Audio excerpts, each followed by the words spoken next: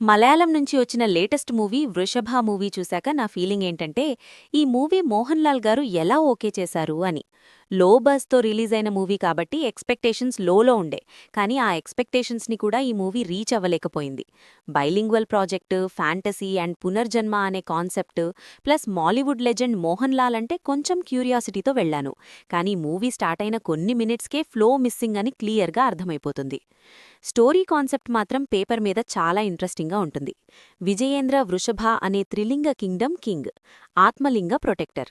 Enemies attack చేస్తే వార్లో ఒక చైల్డ్ని చివర్లా యాక్సిడెంటల్గా చంపేస్తాడు. ఆ మదర్ కర్స్ వల్ల ఆ పాపం నెక్స్ట్ బర్త్లో కూడా హాంట్ చేస్తుంది. రీఇన్కార్నేషన్, గిల్ట్, రిడెంప్షన్ ఇవన్నీ చాలా స్ట్రాంగ్ ఎమోషన్స్. అసలు ఆ కర్స్ ఎలా ఫాలో అవుతుంది? సెకండ్ బర్త్లో రిడెంప్షన్ ఉంటుందా అనే క్వశ్చన్స్ న్యాచురల్గా క్యూరియాసిటీ క్రియేట్ చేస్తాయి. కానీ అన్ఫార్చునేట్గా ఐడియా స్ట్రాంగ్ ఉన్నా ఎగ్జిక్యూషన్ కంప్లీట్గా ఫ్లాట్ అనిపించింది.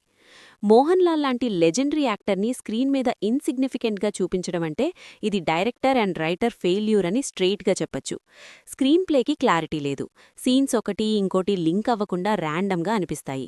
ఇమోషనల్ సీన్స్లో ప్రాపర్ బిల్డప్ అవ్వకపోవడం వల్ల ఆడియన్స్కి కనెక్ట్ అవ్వలేకపోతుంది. రన్ టైమ్ జస్ట్ 127 మినిట్స్ ఉన్నా సరే మూవీ చూస్తుంటే చాలా స్లో ఫేజ్లో వెళ్ళినట్టు ఫీల్ వస్తుంది. లవ్ ట్రాక్ పాయింట్లెస్గా ఉండి డైలాగ్స్ ఆర్టిఫిషియల్గా అనిపించడం అండ్ ఏఐ డ్రివెన్ విజువల్స్ అయితే థియేటర్లో చూస్తుంటే డిసప్పాయింట్మెంట్ని ఇంకా పెంచాయి అనే చెప్పాలి. పర్ఫార్మెన్సెస్ గురించి చెప్పాలంటే మోహన్ లాల్ గారు ఎఫర్ట్ పెట్టారు అని కనిపిస్తుంది. కానీ వీక్ రైటింగ్ వల్ల ఆ ఎఫర్ట్ అంతా వేస్ట్ అయిపోయింది.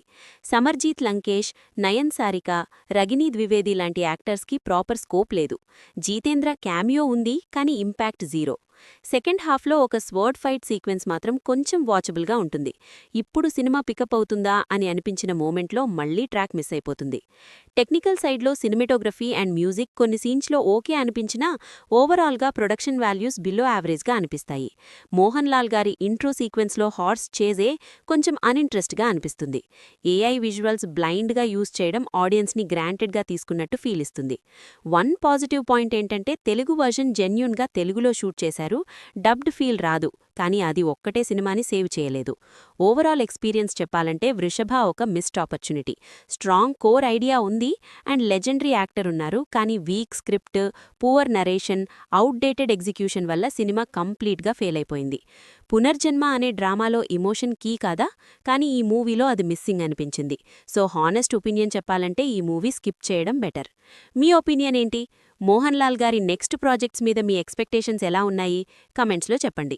ఇలాంటి హానెస్ట్ రివ్యూస్ కావాలంటే వెంటనే ఈ వీడియోకు లైక్ చేయండి. మీకు ఈ రివ్యూస్ ఎలా అనిపించిందో కమెంట్లో మీ ఒపీనియన్ షేర్ చేయండి. అలాగే మా డిఎస్వి ఎంటర్టైన్మెంట్స్ ఛానల్కి సబ్స్క్రైబ్ చేయండి. మళ్ళీ నెక్స్ట్ వీడియోలో కలుద్దాం. Until then bye.